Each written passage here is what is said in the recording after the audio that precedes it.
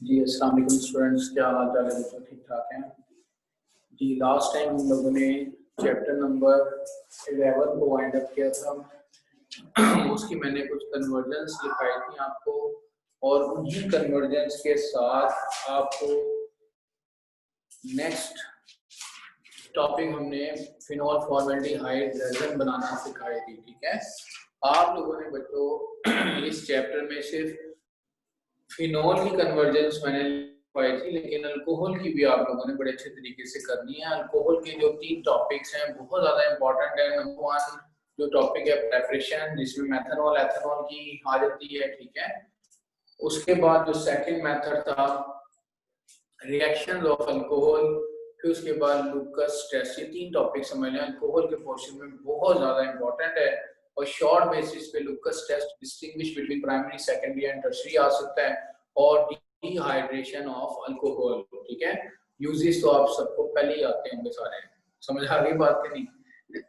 Uses में हमारे बच्चे सारे एक्सपर्ट हैं, तो इसलिए अल्कोहल एंड फिनॉल का टॉपिक बड़े अच्छे तरीके से करना है। इंशाल्लाह मैं आपको उसकी असाइनमेंट भी आपको सेंड कर दूंगा। ठीक है, उसको अच्छे तरीके से करके आप मुझे सेंड कीजिएगा। ठीक है, अब बच्चों आप लोग पेज निकालें। मेरे सामने भी बुक ओपन है, पेज नंबर है 226। आज हम लोग इसी एक्सरसाइज को जरा देखते हैं। एक्सरसाइज में एमसीक्यूज हम लोगों ने कर लिया था। क्वेश्चन नंबर 4 ये लॉन्ग में ही आ जाता है या शॉर्ट में भी बाद ऑफ एडजस्ट हो जाता है। है क्या question number 4, what are alcohols, इसकी क्लासिफिकेशन, उसके बाद इसमें डिस्टिंग्विश बताना है। आपको पता है अल्कोहल्स है क्या, जिसके अंदर हाइड्रोक्सिल ग्रुप होगा उसे हम क्या कहते हैं, ऐसा कंपाउंड जिसके अंदर OH ग्रुप। चैप्टर नंबर 11 की हम लोग आज जो डिस्कस कर रहे हैं एक्सरसाइज, चैप्टर है क्या, अल्कोहल, फिनॉल एंड ईथर। ठीक है, अल्कोहल, फिनॉल एंड ईथर का ये चैप्टर है। लोग इसको जरा देखें। अल्कोहल, फिनॉल एंड ईथर का हमारा चैप्टर है। तो मैं ये बता रहा था, इसमें लिखा था what are alcohol, those compound in which hydroxyl group is present, जिसमें हाइड्रोक्सिल ग्रुप आ जाए, दिस इज कॉल्ड अल्कोहल। इसकी क्लासिफिकेशन में हमने 3 टाइप्स पढ़ी थी, मोनोहाइड्रिक, डाइहाइड्रिक एंड पॉलीहाइड्रिक। जिसमें एक सिंगल अल्कोहल होगा उसे हम क्या कहते हैं, मोनोहाइड्रिक। जिसमें 2 होंगे उसे क्या कहते हैं, डाइहाइड्रिक। और जिसमें मोर देन आ जाए उसे क्या कहते हैं, पॉलीहाइड्रिक अल्कोहल। इतनी बात समझ आ गई है? उसके बाद फिर था बच्चे how will you how how you distinguish between primary secondary. कैसे डिस्टिंग्विश की थी, याद होगा, 3 अल्कोहल, 3 टेस्ट ट्यूब है, अगर उसके अंदर अल्कोहल है हमने क्या किया, फर्स्ट टेस्ट ट्यूब के अंदर HCl ऐड किया, ZnCl2 ऐड किया, शेक किया। अगर उसके अंदर ऑयली लेयर इमीडिएटली आ गई तो इसमें टर्शियरी अल्कोहल। अगर ऑयली लेयर 5 to 10 मिनट्स के बाद आई, सेकेंडरी। और अगर आफ्टर हीटिंग आई उसे हम क्या कहते हैं, प्राइमरी। तो इट्स मीन इसके लिए एक टेस्ट यूज किया था, Lucas test. Lucas test is used to distinguish between primary, secondary and tertiary alcohol. Question number 5 में आते हैं, how is methyl alcohol obtain on large scale, how it may be distinguished from ethyl alcohol. ये बड़ा important question है, ये दे देना चाहिए Lahore board में बच्चों को। कैसे लिखेंगे आप? सबसे पहले आप बताएंगे मेथानॉल की लार्ज स्केल पे प्रेपरेशन। लार्ज स्केल का मतलब इंडस्ट्रियल प्रेपरेशन होती है, स्मॉल स्केल का मतलब लेबोरेटरी प्रेपरेशन होती है। तो हमने इसमें पूरी मैन्युफैक्चरिंग का जो प्रोसेस पढ़ा था, रिएक्शन रिव्यू करवा रहा हूँ। When carbon monoxide is react with hydrogen in the presence of zinc oxide, chromium oxide, Cr2O3, 450 degree centigrade temperature, 280 m pressure, ठीक है, then it is converted into a methanol, methyl alcohol में convert हुआ था। अब उसमें था क्या, दोनों गैसेस को कंबाइन किया, गैस प्यूरिफाइंग यूनिट में डाला, कंप्रेसर में ऐड किया, कंप्रेसर के बाद कैटलिस्ट में, कैटलिस्ट के बाद कंडेंसर में, कंडेंसर के बाद प्रोडक्ट बन गई, रीसर्कुलेशन पंप लगाया। This process is repeated again and again till water gas is converted into a methanol. अब क्वेश्चन है क्या कि उसने कहा कि how will you distinguish between methanol and ethanol. Methanol और एथेनॉल इन दोनों में डिस्टिंग्विश करना है। डिस्टिंग्विश करने के लिए डिस्टिंग्विश हमेशा जब भी करना हो तो बच्चों केमिकल टेस्ट की बेस पे किया जाता है। केमिकल टेस्ट की बेस पे किया जाता है। केमिकल रिएक्शन की बेस पे किया जाता है। मेथनॉल के अंदर कास्टिक सोडा आयोडीन का सॉल्यूशन ऐड किया, no yellow PPT is form. Ethanol के अंदर कास्टिक सोडा सोडियम हाइड्रोक्साइड और आयोडीन का सॉल्यूशन ऐड किया, येलो प्रेसिपिटेट की फॉर्मेशन हो गई। It's mean ethanol give हाइड्रोफॉर्म test, जबकि methanol do not give हाइड्रोफॉर्म test. ये सबसे बड़ा डिफरेंस है कि methanol do not give हाइड्रोफॉर्म test but ethanol give हाइड्रोफॉर्म test. What is fermentation? Which compound may be obtained on industrial scale by fermentation? Fermentation है क्या आप लोगों ने पढ़ा? ये बायोलॉजिकल एक केमिकल रिएक्शन, बायोलॉजिकल एक प्रोसेस होता है जो एंजाइम कैटलिस्ट की प्रेजेंस में होता है। इसकी हमने कंडीशंस पढ़ी थी, प्रॉपर एरिएशन होनी चाहिए, डिल्यूशन होना चाहिए, एब्सेंस ऑफ एनी प्रिजर्वेटिव होना चाहिए, ठीक है, ऑप्टिमम टेम्परेचर पढ़ा। तो फर्मेंटेशन से हम कौन सा प्रोडक्ट बना सकते हैं?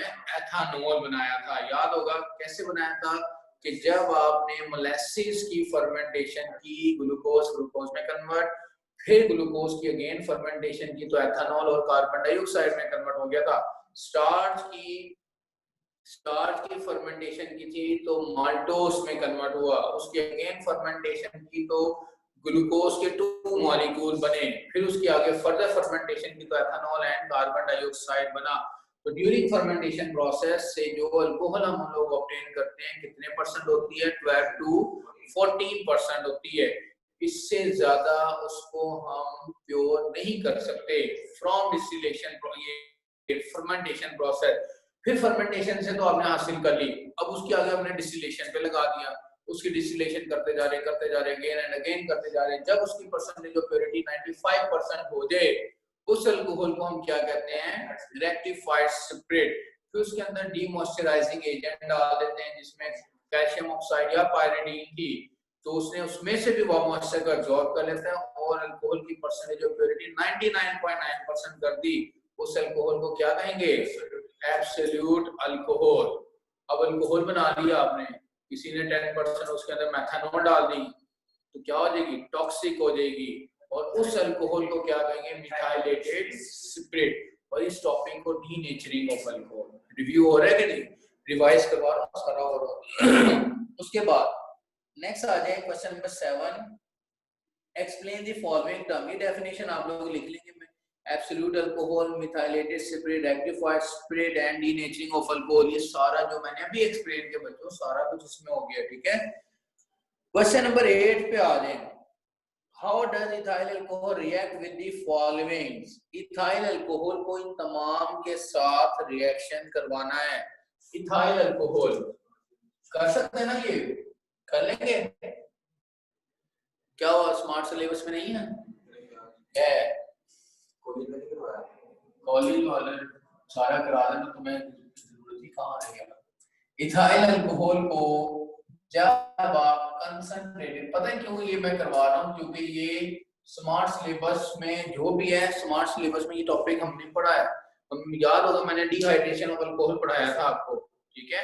स्मार्ट सिलेबस में बच्चे ईथर नहीं है, ठीक है। अगर ये ना भी हो ना, ये एमसीक्यू में फिर भी डाल देंगे। कुछ चीजें ऐसे होती है जिसके बगैर गुजारा ही नहीं है, ना भी हो तब भी पता होना चाहिए। एथेनॉल को अब देखो कंसंट्रेटेड सल्फ्यूरिक एसिड लिख दिया सिर्फ उसने, ठीक है। तो आप क्या करोगे? इससे फौरन आप अल्कीन बना दो, CH2 double bond CH2 plus water, okay. और अगर हम इसी को मैं यूं लिख देता हूं, चलो ऐसे और ऐसे, इस पे नहीं टेम्परेचर लिखा तो खुद लिख दो, 180 डिग्री सेंटीग्रेड पे हमने ये बनाया है। हाँ, और अगर कंसंट्रेटेड सल्फ्यूरिक एसिड ही हो आप 140 टेम्परेचर प्रोवाइड कर दो तो क्या बना दोगे?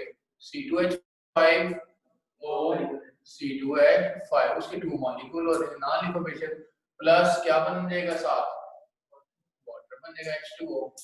क्लियर होगी बात कि नहीं? समझ आ गया? फिर सेकंड क्या था? Sodium metal. एथेनॉल को C2H5OH को सोडियम मेटल के साथ जैसे रिएक्ट करेंगे तो क्या बन जाएगा? क्या नाम है इसका? हाँ जी, C2H5ONA plus H2. What is the name of this compound? This is called sodium ethoxide. सही कह रहे हो आप। क्यों ये नहीं कराया होगा? ये ईथर की प्रेपरेशन इस पैटर्न से होती है। इस रिएक्शन का एक नाम होता है विलियमसन सिंथेसिस। स्मार्ट सिलेबस के अकॉर्डिंग टॉपिक में नहीं है, लेकिन तुम्हें पता होना चाहिए। यहाँ से सोडियम इसके साथ अटैच हुआ और यहाँ से H2 रिलीज हुई। H2 का मतलब कौन सी गैस रिलीज हुई है बच्चों? Hydrogen gas. उसके बाद PCl5 के साथ है एथानॉल को, एथानॉल CH3 CH2 OH को PCl5 के साथ रिएक्ट करवा दो। PCl5 जैसे करवाएंगे तो CH3 CH2 Cl plus POCl3 और साथ HCl बनेगा। मिथाइल क्लोराइड, फास्फोरस ऑक्सीक्लोराइड और साथ HCl। Acetic acid ethyl alcohol को CH3 CH2 OH को एसिटिक एसिड CH3COH के साथ जैसे हम रिएक्ट करेंगे, in the presence of H positive, इस रिएक्शन को हम क्या कह सकते हैं? Esterification, formation of ester. Ester की फॉर्मेशन कैसे होगी? बॉन्ड O C2H5, यहां से समझ लो H और यहां से OH मिलकर क्या बना देगा? वाटर। C2 इसके ऊपर नहीं समझना, ये साथ है। प्रोडक्ट बनेगी CH3 CO C2H5 और प्लस H2O। ओके जी, इथाइल एसीटेट बन गया। नेक्स्ट किसके साथ रिएक्शन करवाना है? इथाइल अल्कोहल को CH3 CH2 OH। SOCl2 का क्या नाम होता है बताओ? ट्रायोनाइल क्लोराइड। भाई बच्चे हो गए सेकंड ईयर वाले तो माशाल्लाह, मैं कहता हूं बच्चे हमारे जबरदस्त हो गए हैं। मेरी दुआ है कि अल्लाह करे हर बच्चे के 85 आउट ऑफ 85 मार्क्स हैं, स्पेशली केमिस्ट्री में। बाकी भी आपके एक्सपेक्टेशन से ज्यादा है, लेकिन केमिस्ट्री में मजा मुझे उस होता है कि जब आपके 100% आएंगे, और आ सकते हैं, कोई मसला नहीं है, इंशाल्लाह आएंगे। इथाइल क्लोराइड बनेगा, सल्फर डाइऑक्साइड गैस और साथ क्या बनेगा? शाबाश, समझ आ गई। देखो अगर आप लोगों का बच्चों चैप्टर अच्छा रही है तो एक्सरसाइज में इश्यू नहीं है। एक्सरसाइज में मसले उसी बच्चे को पढ़ते हैं जिसका चैप्टर प्रॉपर रेडी ना हो। आप लोगों का फिर भी अल्लाह का शुक्र है अच्छा बेहतर हो गया। अच्छा नेक्स्ट आ जाए क्वेश्चन नंबर 10 पे। How will you distinguish between alcohol and phenol? हाँ जी, अल्कोहल एंड फिनॉल में आप लिख देंगे एथेनॉल गिव हाइड्रोफॉर्म टेस्ट, जबकि जो phenol do not give हाइड्रोफॉर्म test. कोई भी एक डिस्टिंग्विश जब भी करना हो, केमिकल रिएक्शन की बेस पे डिस्टिंग्विश करना, ये बात मेरी कहते हैं ना माइंड में स्टोर कर लें। Alcohol and ether, alcohol and ether में डिफरेंस करेंगे। Methanol, ethanol, tertiary alcohol and primary alcohol. Tertiary alcohol और प्राइमरी अल्कोहल में कौन सा टेस्ट कह सकते हैं? Lucas test. प्राइमरी अल्कोहल में क्या होता है? ऑयली लेयर बनती है आफ्टर हीटिंग, और टर्शियरी में इमीडिएटली बन जाती है। 1 प्रोपानॉल एंड 2 प्रोपानॉल का करेंगे। क्वेश्चन नंबर 11 पे आ जाए। Give reason of the following. Ethyl alcohol is a liquid, why methyl chloride is a gas? हाँ, हाइड्रोजन बॉन्डिंग का इफेक्ट आ जाएगा। Ethanol has a higher boiling point than diethyl ether. Absolute alcohol can not be prepared by fermentation process. क्यों नहीं कर सकते? क्योंकि हम लोगों ने पढ़ा है एब्सोल्यूट अल्कोहल होती क्या है? जिसकी परसेंटेज ऑफ प्योरिटी 99.9% हो, लेकिन फर्मेंटेशन से जो अल्कोहल को हम लोग हासिल करते हैं उसकी परसेंटेज ऑफ प्योरिटी 12 to 14% होती है। रूल है उसका, ठीक है? उससे ज्यादा हम एक्सीड कर ही नहीं सकते। नेक्स्ट जो आ जाता है, ethanol give different product from sulphuric acid under different condition. ये नजर आ रहा है। एथेनॉल को सल्फ्यूरिक एसिड से 180 पे क्या अल्कीन बना, 140 पे क्या तो ईथर बन गया। क्लियर? उसके बाद water has higher boiling point than ethanol. याद आ रहा है वो हमने एसिडिक नेचर ऑफ फिनॉल पढ़ा था? हमने पढ़ा phenol is much more acidic than alcohol but less acidic than carboxylic acid. तो प्रियोरिटी ऑर्डर में सबसे पहले carboxylic acid, then phenol, then water, और सबसे लेस पे क्या था? अल्कोहल। अच्छा, उसके बाद कन्वर्जन, 12 कन्वर्जन है। How will you convert methanol into ethanol? Methanol से आपने एथेनॉल बनाना है, कैसे बनेगा सोचें। How we can convert methanol to ethanol. सोचें, अल्कोहल से हमने 1 कार्बन वाले से 2 कार्बन वाला बनाना है, मेथनॉल से एथेनॉल बनाने के लिए क्या करेंगे? सोचें, क्या करेंगे? Wurtz Fittig reaction. अगर हम सपोज मेथनॉल को बच्चे ग्रिग्नार एजेंट से रिएक्ट करें, सुने बड़ी गौर से, मेथनॉल को ग्रिग्नार एजेंट से अगर आप रिएक्ट करते हैं तो अल्केन बन जाएगा, आसानी से बन जाता है। अल्केन बन जाएगा, जोन सा भी अल्केन बना उसमें 2 कार्बन वाला अल्केन बनाओ, आप इथेन बना लो। जैसे इथेन बनेगा फिर हम लोग क्या करेंगे? उसकी कैटालिटिक ऑक्सीडेशन करेंगे। कैटालिटिक ऑक्सीडेशन किसकी प्रेजेंस में होती है? Copper metal, 400 degree centigrade temperature and 200 atm pressure. याद आया रिएक्शन के लिए? अगर मैं कहता हूँ इथेन बनाया तो इथेन की कैटालिटिक ऑक्सीडेशन की तो एथेनॉल बन जाएगा। वंस अगेन सुने, मैंने पता है क्या आपको बताया, चलो मैं लिख देता हूँ, ये देखो मैं रेफरेंस देता हूँ, RMgX। आर मतलब कोई सा भी आप अल्केन ले लो आप, ठीक है। अल्काइल मैग्नीशियम हैलाइड को मेथनॉल से रिएक्ट करा दो, CH3OH in the presence of dry ether, तो होगा क्या? यहाँ से R और यहाँ से ये H बन गया अल्केन। अब इस R की जगह मैं तो इथाइल ले लेता हूँ, C2H5, और यहाँ X की जगह Br लगा देता हूँ। अब इसका नाम बताओ, इथाइल मैग्नीशियम ब्रोमाइड। यहाँ से क्या बन गया? इथेन बन गया, C2H6 प्लस MgBr, और साथ क्या आ जाएगा? OCH3। इसका नाम क्या है? Magnesium methoxy bromide, magnesium methoxy bromide. ये इथेन बन गया। इस इथेन की कैटालिटिक ऑक्सीडेशन कर दो। इथेन को यूं नहीं पसंद आ रहा है जिसको, वो यूं लिख ले, CH3 कैटालिटिक ऑक्सीडेशन की इन the presence of copper metal, 400 degree centigrade temperature, 200 atm pressure. तो इथेन की ऑक्सीडेशन की तो क्या बच्चों बन गई? एथेनॉल बन गया। समझ आ गई बात नहीं? इस तरह करते हैं। बेशक इसके नंबर ऑफ मेथड्स हैं बनाने के, आप वो सोचो जो शॉर्ट पैटर्न से और इजी अंडरस्टैंडिंग हो और जो बुक में यूज हो। केमिस्ट्री में अपनी अपनी मर्जियां नहीं करनी। इतनी बात समझ आ गई आपको? ठीक है। उसके बाद नेक्स्ट, फिर आपने ये जो क्वेश्चन नंबर 12 है ना, ये बेटा आपको मैं दे रहा हूँ एज असाइनमेंट के तौर पे। ये जो आपका क्वेश्चन है ये मैं आपको दे रहा हूँ एज असाइनमेंट के तौर पे। क्वेश्चन नंबर 12, 13, 15 और 18 ये आप लोग मुझे करके चेक करवाएंगे। बाकी इंशाल्लाह नेक्स्ट डे फिर हम लोग करेंगे। इतनी बात समझ आई कि नहीं? ठीक है। मैंने अभी जोन से क्वेश्चंस बताए ना बच्चों, आपको बड़े अच्छे तरीके से किएगा। ऑर्गेनिक केमिस्ट्री टेंशन नहीं लेनी, कहेंगे तो एक दिन में भी मैं करा सकता हूँ, अल्लाह के हुक्म से। समझ आ रही बात कि नहीं? अभी देखो इस तरह रिव्यू करवाया, मैक्सिमम चैप्टर को हमने रिफ्रेश किया कि नहीं, तो उसका इशू नहीं है। कभी होगा तो इंशाल्लाह जब अल्लाह करे लॉकडाउन वगैरह एंड हो जाए तो आपको किसी दिन बुला के 1-2 घंटे की क्लास लेके तकरीबन 2 दिन में पूरी ऑर्गेनिक में रिफ्रेश करवा सकता हूँ। ठीक है, तो वो इंशाल्लाह करवाएंगे भी पेपर से पहले, ताकि आप लोग जरा रिफ्रेश हो जाए। इंशाल्लाह आपको अच्छे तरीके से हो जाएगा। लेकिन अभी जितना बताया है इसको अच्छे तरीके से कीजिएगा आप लोग। ठीक है, तो आज के लिए फोकस किस पे कर रहे हैं? Chapter number 11 according to smart syllabus. मैं ये नहीं कहता बच्चे आगे पीछे हो जाए जो स्मार्ट में नहीं है। जो बहुत ज्यादा इंपॉर्टेंट चीज होती है ना, जिसके बगैर गुजारा नहीं है, वो थोड़ा हिंट हम दे देते हैं। ठीक है, नहीं तो आप स्मार्ट सिलेबस को फोकस करें।